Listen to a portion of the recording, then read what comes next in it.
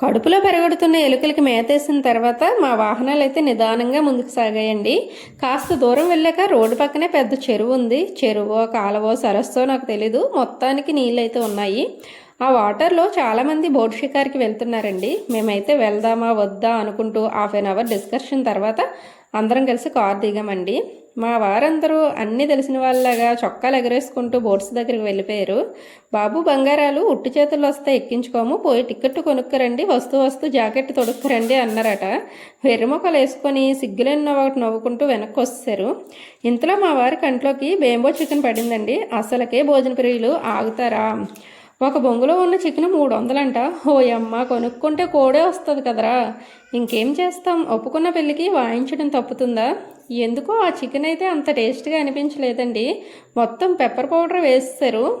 మేమంతా కలిసి మనసో ముక్క చొప్పున తీసుకుంటే నిమిషంలో ఖాళీ అయిపోయిందిరా. చికెన్ తిన్న తర్వాత మేము ఏం చేస్తామో నెక్స్ట్ వీడియోలో షేర్ చేస్తాను. వీడియో నచ్చితే లైక్ చేయండి, షేర్ చేయండి. మన ఛానల్ని సబ్స్క్రైబ్ చేసుకోవడం మాత్రం అస్సలు మర్చిపోవద్దు. Thank you.